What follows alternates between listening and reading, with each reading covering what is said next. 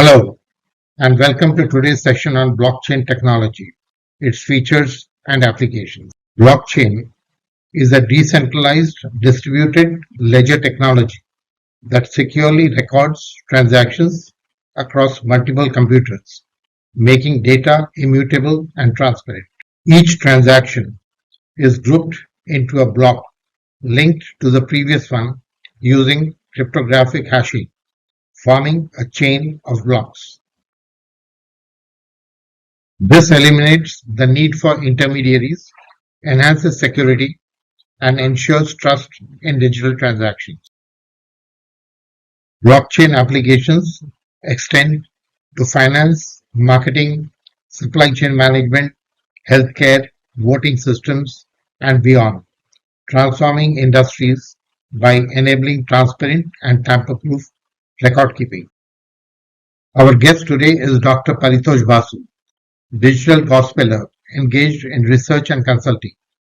Dr. Basu is a Senior Director of Strategy Consulting Private Limited and an adjunct faculty at IIM Kozhikode.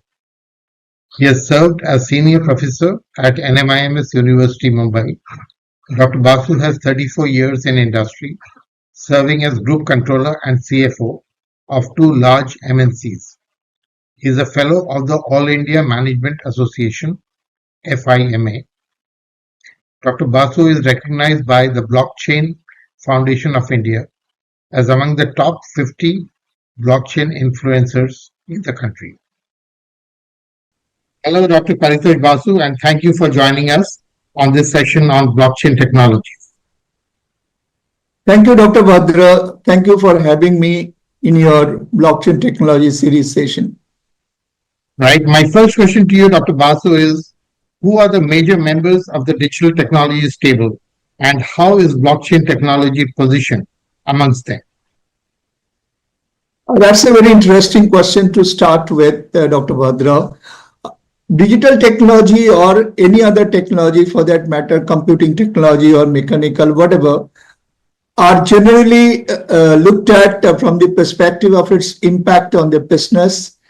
When digital technology started becoming very evident from around the late 1990s or even mid-1980s, when it was not even hard, we did not have any such analysis. We started having the analysis from 2016 in terms of digital technologies, and you can see the map here.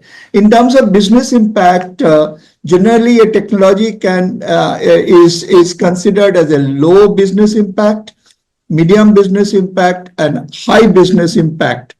Certain technologies which transform the way of doing business, which comes in the form of a revolutionary change in the way of doing business, that is called transformational technology, or impacts of which are changing the way of doing business.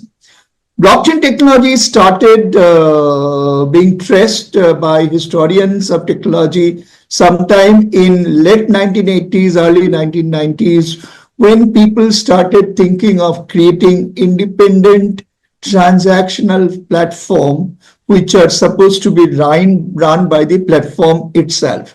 So originally, we didn't see any implications and applications of blockchain technology until Satoshi Nakamoto declared the first ever application of blockchain technology in 2008 and 9 early, when blockchain technology was used for transactional purposes of a cryptocurrency called Bitcoin.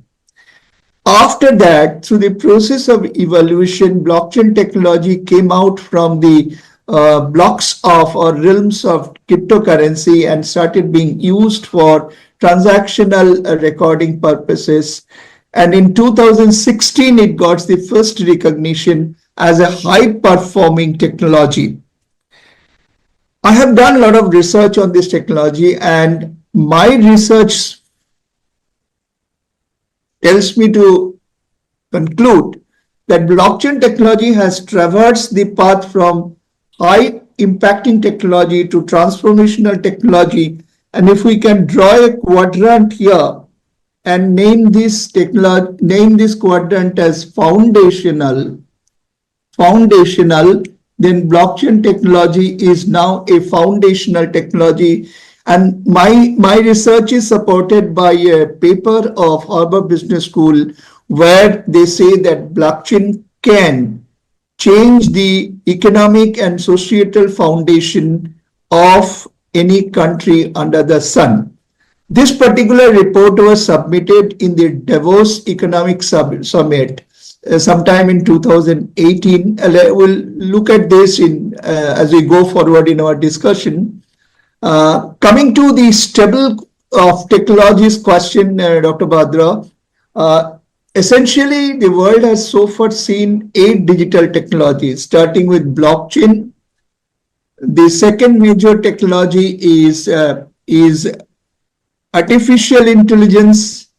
The third major technology is drone. Then comes the Internet of Things. Internet of Things, of course, has got a lot of variation. Artificial intelligent Internet of Things, industrial Internet of Things, robotic Internet of Things, etc., etc. Then comes, of course, the robot. And robot is, of course, not a digital technology. Robots is essentially a mechatronic which runs with the help of computer technology from the perspective of control purposes. But when a robot is made artificially intelligent, then of course we call it a technology which is within this treble of digital technology. Then comes the 3D printing, virtual reality, then comes augmented reality, and finally artificial intelligence. The beauty of artificial intelligence as a technology is that this particular technology can be integrated for augmenting the purpose and objectives and goal setting of any technology, and also bringing in lots and lots of innovation within that technology. Like an artificial intelligence layer can be added to blockchain layer. We'll talk about it later in our subsequent sessions. But at the moment, let us put it this way. You can see some blue stars and black stars. The blue stars indicate that blockchain as a technology can be integrated with any technology called drone, Internet of Things, robots, artificial intelligence, and now augmented reality and virtual reality, since these two runs with the artificial intelligence platform together. And hologram comes into it, which is called metaverse ultimately. That is also now can be handled with blockchain technology. So blockchain technology is essentially not in the nature of artificial intelligence. It's a transactional technology, whereas artificial intelligence is a technology which adds the power of doing work and bringing in innovations and bringing a lot of analytics and subsequent findings and changing the technology in terms of customer behavior understanding, and many we can discuss it later sometime. So essentially what I'm trying to say is that in the stable of digital technology, there are 8 technologies, as you can see here, out of which blockchain is a technology which can be integrated with almost all the technologies. And artificial intelligence, of course, can be added to any other technologies in terms of infusion. That is what it is. After that, there are very many variations have come in. In fact, blockchain presently is now in its 4th version. Let's proceed further. Sure. Thank you very much, Dr. Basu. That was very enlightening. My next question to you is, what are the core fundamental features of blockchain as a digital technology? Okay. Now let us come to this point to first demystify one issue. As common people in general has not seen application of blockchain technology and much not, of course, on their smartphone at the front end. That's why people synonymously use the two words blockchain technology and cryptocurrency. They think cryptocurrency is blockchain technology and blockchain technology is cryptocurrency. Essentially, these are not. Cryptocurrency is an application of blockchain technology, and cryptocurrency transactional platform is blockchain technology, and trading of currencies are done in this platform in different ways. So please let us not misconstrue that blockchain is equal to cryptocurrency and cryptocurrency is equal to blockchain. Having said that, let me share with you the nature of this technology, Dr. Bhadra. Essentially, all the digital technologies can be categorized into three major groups. One is the intelligence group, that is the AI powered group. Next is the digital group, which is augmented reality, digital twin, etc., etc. And finally is the mesh technology, where the computer technology and digital technology helps us to get into a network. Originally in 1970s, when you used to see the connection of computers, there used to be this kind of a connectivity where there used to be a central server, and each computer which is connected to a central server used to call as a node or a connecting computer or connected computer. So that time it was a centralized network with one center operating and connecting with each other. Each peripheral node had no connectivity with each other. There was no such connectivity. It was not present. Then came the hub and spoke network, which is called the decentralized network, where at a certain level, certain computers are connected to a particular hub, and those hubs are connected to a central network.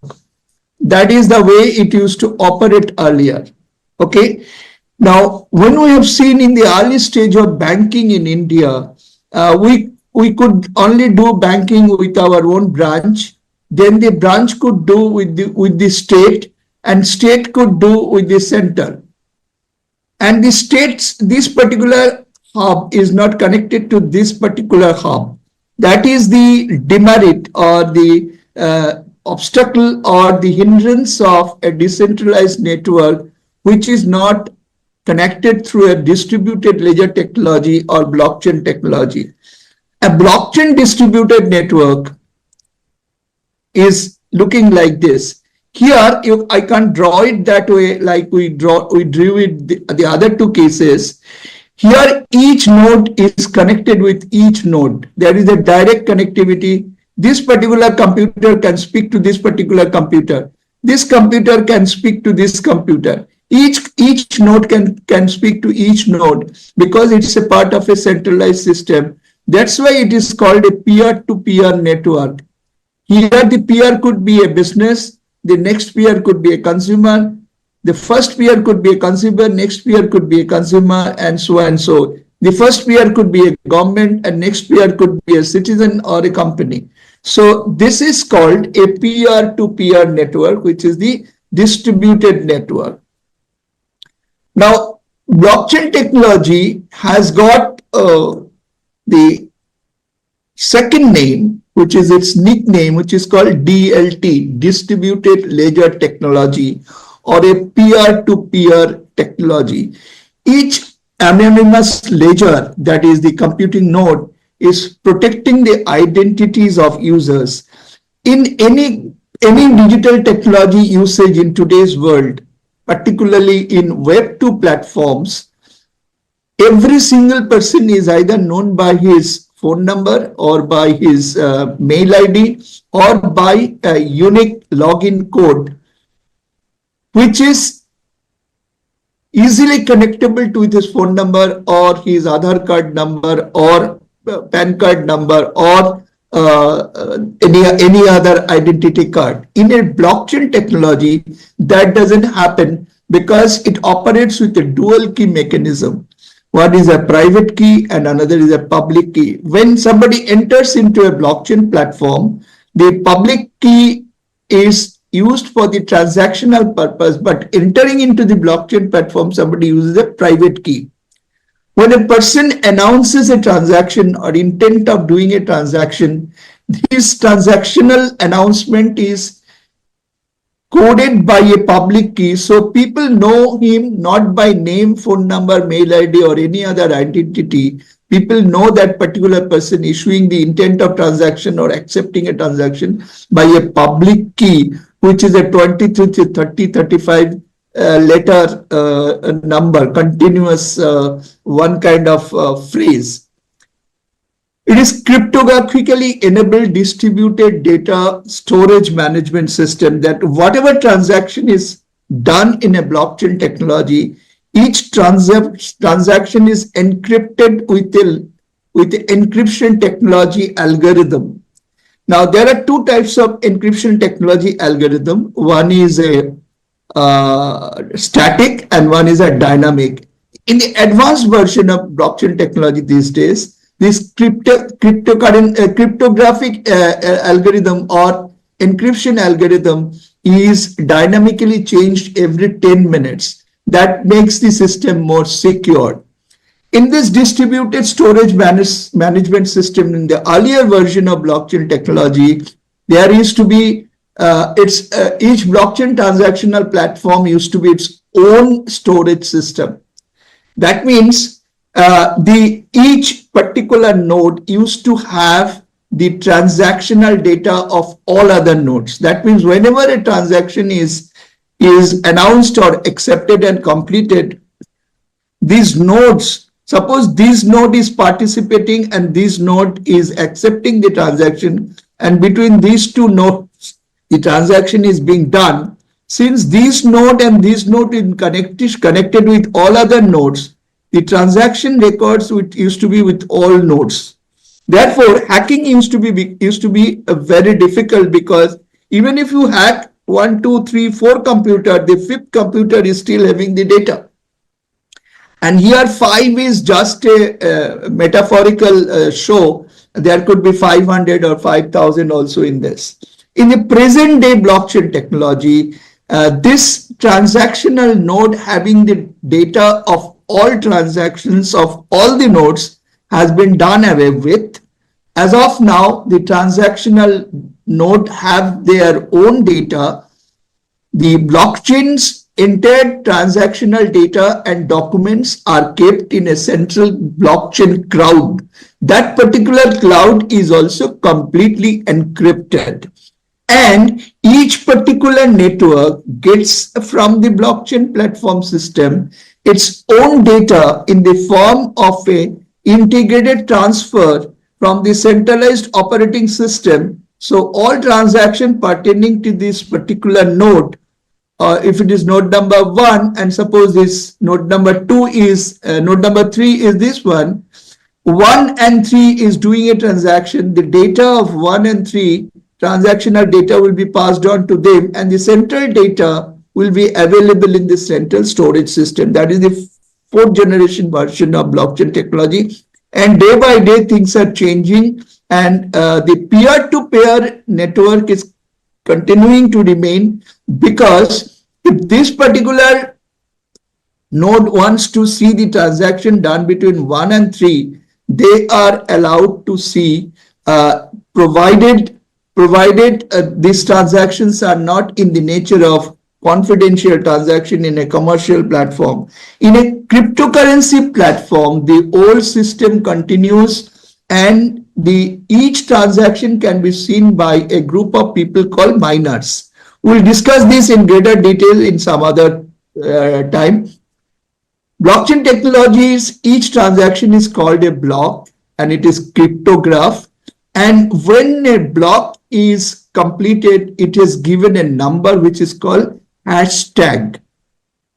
This is the transactional data, and this is a pointer of that transactional data. This pointer is the tag comes to this data, and when it gets attached to the next block, it gets attached to it. Suppose the transaction started here. This is the first transaction. This is the second transaction. And if you follow the route, every route will have its previous hashtag, and this will be having its previous hashtag. And that way, every transaction is a chain of blocks.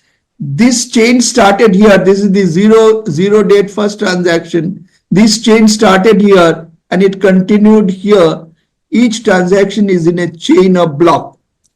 The technical word attached to maintain this chain is called Merkle root, which is a pure technological issue, and that Merkle root maintenance is done by that hashtag, which is a computer generated tag attached to each transaction. It's a highly technical subject. I'm not getting into that. What I'm trying to take away from this slide is that blockchain technology, despite having a cloud storage system which is encrypted, even still maintaining the peer-to-peer network capability in terms of its features, it is encrypted and there is dynamic encryption available.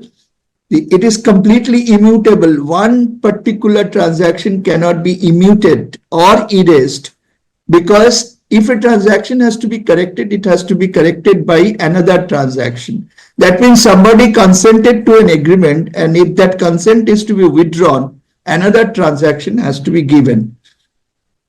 Blockchain looks like this kind of a stack. Suppose these are the application: riding share, logistics, asset management. Then there comes an application layer, which is an algorithm, the technological mechanism, and a smart contract. Then comes the incentive layer, that is the issuance and the allocation layer. That is present cryptocurrency blockchain has an application of this layer, because the miners get their mining fee in the form of fractional cryptocurrency. But this incentive layer is generally not there in private application. Then there is a consensus layer where a transaction is approved. And in this consensus layer, you have proof of work. Then you have proof of stake. Then you have decentralized proof of stake. And then you have ZKP, zero knowledge proof. So these are various consensus layer. A transaction cannot move to the next transaction, and the previous transaction cannot get deposited to the chain of blocks of transactions without the consensus layer is completed and encryption is done. The network layer is the P2P network I was explaining to you, the data forwarding layer. Here, of course, the data includes the documentation and the data verification layer. The data verification layer has now come into the domain of ZKP. Sometimes data verification is not required to be done. ZKP layer does it automatically through an automated process of encryption and automated process of approval. I'm not getting into the nitty-gritty of the technology. Then you have the data blocks, that is the Merkle block and tree, timestamp, hash function. This hash function, more the hash function is versatile and scalable, more scalable is the technology. Then you have, of course, the devices, the vehicles, and the assets. So this is essentially the blockchain stack, which is highly technical. From the perspective of a first-time learner of blockchain technology, this may not be needed to also remembered, because this is at the core of the software programming. One must know is the layer, application layer, incentive layer, consensus layer, network layer, and the data layer.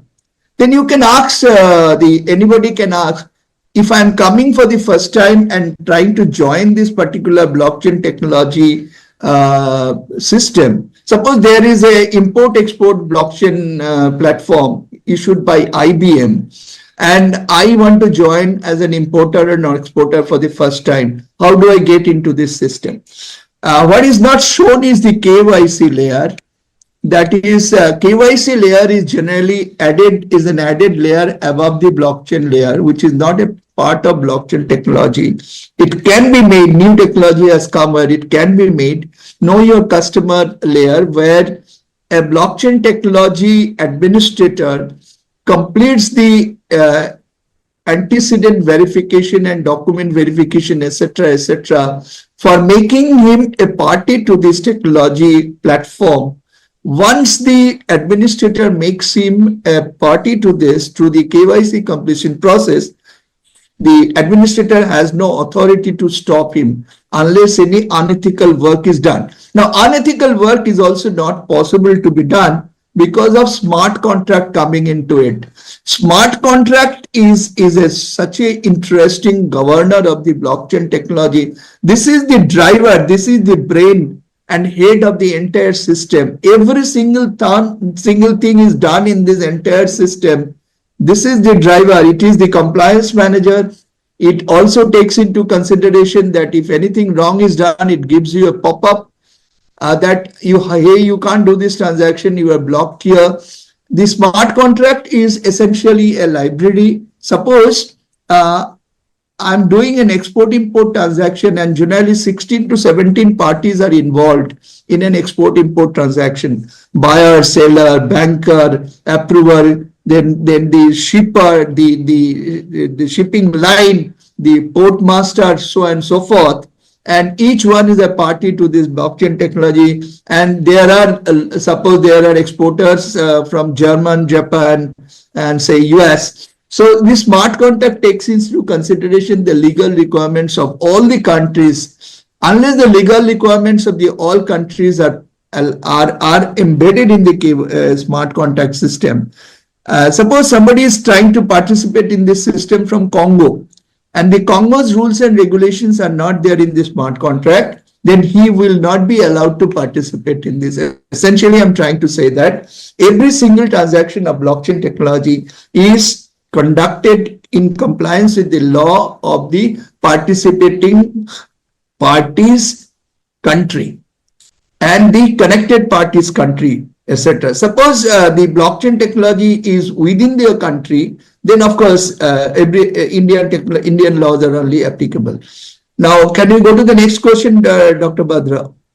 Sure. Thank you very much, Dr. Basu, for explaining the functioning of blockchain. My next question is, how are transactions conducted and recorded in a blockchain platform? Thank you. Now, let me give you a very interesting point here, that blockchain technology establishes a single version of truth. Because what you trust may not be what is true, and what is true may not be what you trust. So blockchain technology gives us a very interesting route map or a framework. If you comply with that framework, or if the questions to those frameworks, each step is answered either is in yes or no, you can decide whether your organization needs to have a blockchain technology or you need to participate in a blockchain technology. Let me give you a quick framework. Do you need a database? If the answer is no, you don't need a blockchain technology, because blockchain technology is essentially a database system. One of its features, as I was telling you, DDSM. Does it require shared or write access? That means any participant will be able to write something. It's a transactional platform, so everybody should be able to initiate a transaction or approve a transaction. So if you don't need it, then you don't need blockchain transaction. Are participants known and trusted? If everybody is a trusted party, then you don't need a blockchain technology. Don't spend your money on blockchain. Are trusted third parties needed, wanted, or essential? If your transaction is working on trusted parties, that is between a banker and a customer, then you don't need a blockchain technology. Are control functions needed and or essential?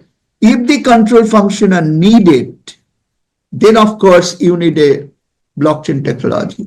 Now, if the control function is such where is consensus determined. Now, the consensus can be determined either within the firm or between two firms or between a public and a firm. If it is a public and a firm, then it's a public blockchain. If it is a public and a private company, then it's a hybrid blockchain. That means the two private companies who are the initiators of the blockchain platform. Suppose 15 Banks of India has started soon starting a trade finance platform. Then the private party and a public party can be a participant in it. It's a hybrid platform. And within the organization, there is no other party other than the company is having an application. It's a completely private blockchain platform like HPC or Konkan Railways. They are trying to have all their documentations and the design, all the design documents of Konkan Railways are maintained in a blockchain platform. Not all engineers will be having access to that. So access is controlled. And that is how the blockchain technology functions. That means the takeaway from this particular slide is blockchain technology you need where the database is needed. Everybody should have a right of access and right of writing a transaction. Everybody should be not trusted. There should not be any need for trusting anybody because blockchain establishes the trust. There is a trusted third party that is also not needed. It can be a not trusted third party. The control functions, these are needed, control between firm, between public and a firm, and between the firm within the firm itself. That determines the nature of the blockchain, which is a public blockchain or a private blockchain or a hybrid blockchain. Now, this is the oldest form of blockchain technology transaction conducting, which is the Bitcoin, which started with, then came Ethereum and subsequently stable coins, Doge coins, all kinds of coins came. Now here, suppose I today for the first time I want to buy. So I've done my KYC and I want to announce a transaction. I want to buy 2 Bitcoins. Now here is the network of people who are Bitcoin holders. They will see this transaction will be announced to everybody, and they will see, and this person, suppose this person is B, he says, yes, I'm ready to sell this Bitcoin. Then the direct contract will not be between them because a group of people who are sitting here, they are called the consensus generating people. These people will mine the database of this particular person who has expressed that I want to sell to A this particular Bitcoin, 2 Bitcoins. Now these guys will approve that, hey, B holds a Bitcoin which is authorized Bitcoin, and in his ledger this coin is available, so he is authorized to sell. Then only B will be able to sell to A and the transaction can be proceeded with. Once earlier there used to be a large number of miners used to approve one particular contract. Now the number of miners have been reduced because of 2 reasons. It's a huge electricity guzzler, and each miner gets a fractional value of Bitcoin for approving each transaction. So transaction is then approved and deposited, and this approved transaction now get a hashtag and it is deposited. Now this is now, suppose now we are in an environment where suppose a bank is issuing a bond, and it's an end-to-end bond subscription to interest payment to bond repayment transactional platform. Here there is there are only 2 parties. There is this particular group of miners is absent here because somebody wants to do a transaction and somebody approves the transaction. So here there is no mining need. Here the need of initiator of a transaction and approver of a transaction. So a transaction is requested, the transaction is reviewed, and when the request of the transaction is done, it is done in line with the smart contract, because anything and everything has to be done in a blockchain environment, has to be in compliance with the smart contract. Then the intended party, suppose press machine, metal pressing machine, some of the parties who are participating here produces metal pressing machine, and this particular transaction is for a metal pressing machine. So the concerned parties will respond to this. and each response will be verified. So this transaction will be verified, responses will be verified. Each transaction will go to this block, the verification will go to this block, and this block, each of the transaction initiation and approval that intended to quote for the transaction, then submitting the quotation, then review of the quotation, then approval of the quotation, then entering into contract, each of those are a transaction. That cannot be explained in a two-dimensional diagram. So that's why I'm giving these arrows. And then each transaction is becomes a block and it gets deposited, and in the process of depositing it is encrypted. So, at what stage are we in at present, and what is the importance to business and government? Okay, fine. So quickly, I will mention to you about a research finding of Capgemini. It did this work in 2018, and there are 447 number of respondents, and that particular research had two findings. The finding number one was that between 2011 to 2018, it was the awareness time of blockchain. 2017 to 2020, it was the experimentation time. PwC, IBM, lots of digital tech giants did those experimentation. And 2019 to 2025 is the digital transformation of business time with the help of blockchain technology. Now, the respondents gave very interesting answers. 89% of the respondents says that blockchain technology will bring in cost savings to them.